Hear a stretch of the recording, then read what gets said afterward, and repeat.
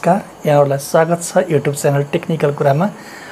विगतका जस्तै गरी आज पनि मैले एउटा यस्तै टेक्निकल विषयवस्तु लिएर यहाँहरु माझ उपस्थित रहेको छु। यो भिडियोले त यहाँहरुलाई पक्कै पनि केही न केही सहयोग गर्नेछ भन्ने चाहिँ मैले अपेक्षा लिएको छु र जो पहिलेदेखि यस च्यानललाई हेर्दै आइरहनु भएको छ उहाँलाई धेरै धेरै धन्यवाद दिँदै मन पर्यो भने लाइक कमेन्ट र शेयर गरिदिनु होला। जो नयाँ हुनुहुन्छ मन पर्यो भने यसलाई सब्स्क्राइब गरिदिनु होला ताकि यस्तै नयाँ नयाँ भिडियोहरु हेर्न यहाँहरुलाई सहज हुनेछ। र आज मैले यहाँहरुलाई विशेष गरी फोटोशपमा कसरी कपडाहरुको कलर चेन्ज गर्ने अथवा डिम कलर सनलाइट कलर कसरी बनाउने, कसरी चाहिँ विभिन्न रङको एउटै कपडाबाट विभिन्न रङ कसरी चेन्ज गर्ने भन्ने एकदम सजिलो र आधुनिक तरिका लिएर यहाँहरुमा उपस्थित रहेको छु। स्वीकार्नुहोस् आजको विषयवस्तुलाई। यसको लागि हामी फोटोशप ओपन गरौँ। अब कुनै एउटा फोटो सिलेक्ट गरौँ। जस्तो मैले यो फोटो सिलेक्ट गरेँ।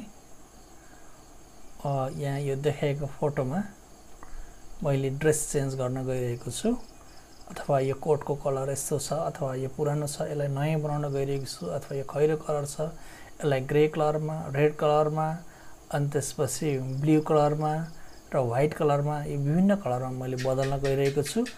आजको हाम्रो सिकाइ यही अन्तर्गत हुनेछ। यसको लागि सबैभन्दा पहिला हामी यहाँ रहेको यो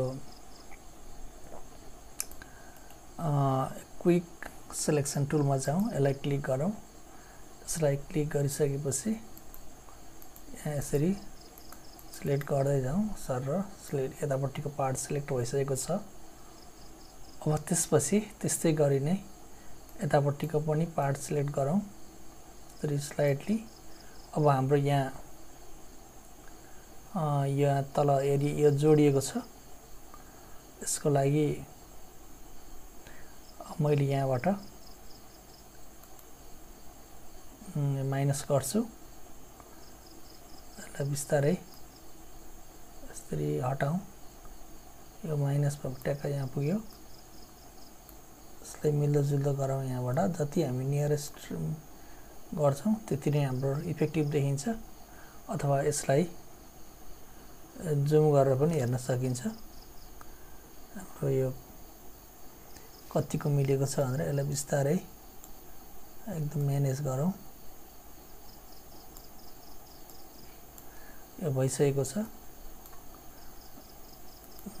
यसलाई जति जुम गरेर गर्नुहुन्छ त्यति नै राम्रो हुन्छ।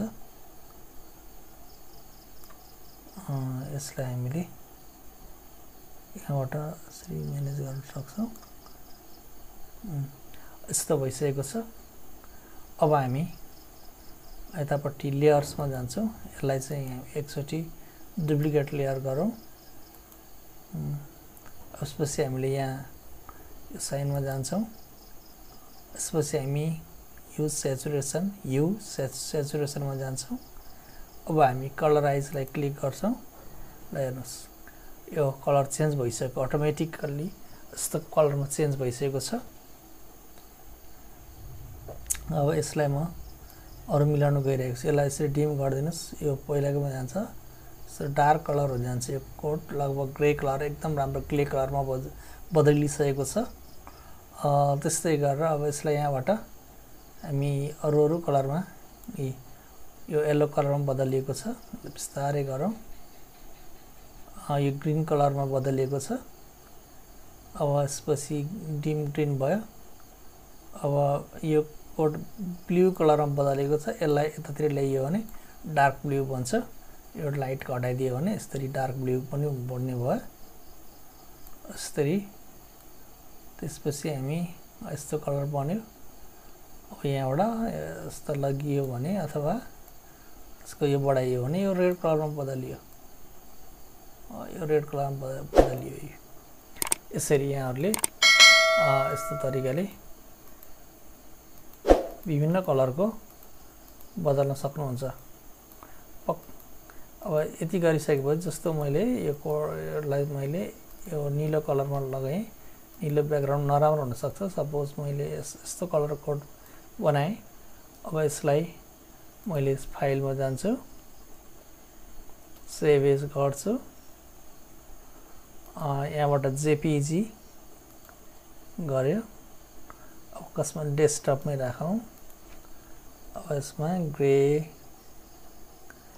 भनेर मैले यसलाई सेभ गर्छु।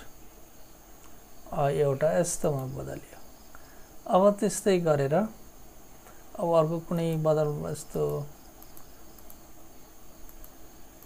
अब अर्को यो कलरमा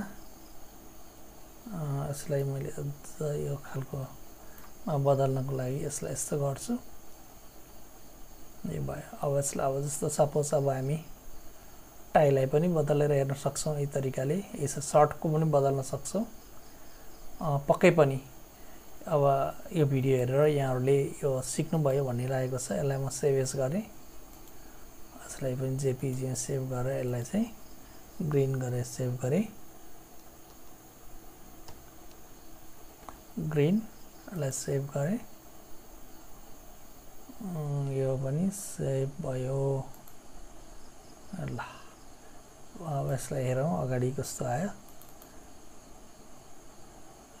यो चाहिँ ग्रे कलरमा भयो भने यो चाहिँ ग्रीन कलरमा भयो।